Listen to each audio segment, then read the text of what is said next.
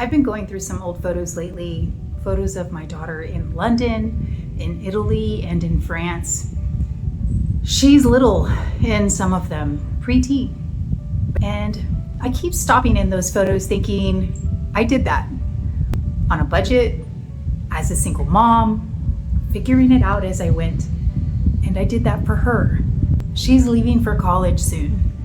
And I'd like to think that it's because of those trips that she feels that the world is so open to her. The first trip that we ever took internationally was to London.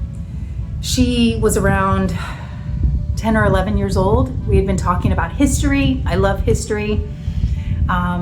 She really became fascinated with King Henry of all people, his castles, all of his wives. And I thought, how cool would that be to take her there so that she could walk through that history in person. Now, I want to be clear, I am not a person with unlimited means. I had to budget. I had to really be creative to get us there. I had to do a lot of research.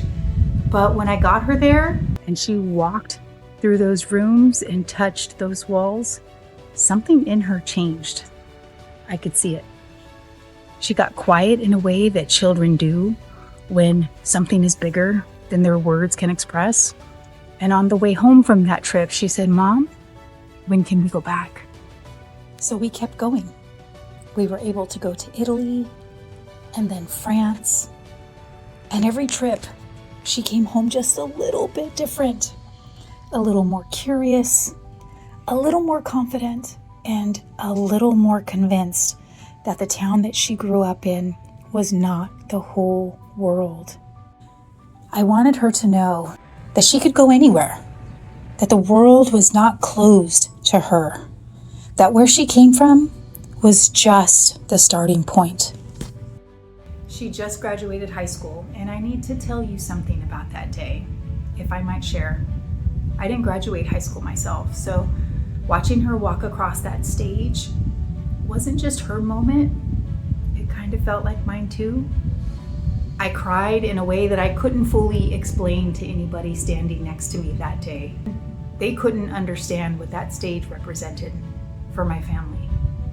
You know, she went further than I did, and that was always the goal. So now she's leaving for college in 3 months, and she's mentioned that this town feels too small for her, and she might not come back. And I won't lie to you, that is beyond hard to process as her mom. But when I look back on those photos of that little girl standing in front of that castle in London with her eyes wide open, full of curiosity, I think, of course she's leaving. Of course the world feels available to her. Of course she's not afraid of it, because I made sure of it. That is both the proudest and the hardest thing I have ever done. If you have a son or daughter, and you've been telling yourself that travel is something you'll do someday, when you have more money, when you have more time, more whatever, I want you to hear me, please. I did this on a single income. As a single mom, I figured it out. I stretched every dollar, and the return on that investment is a young person who is not afraid of the world. You don't have to wait until it's perfect.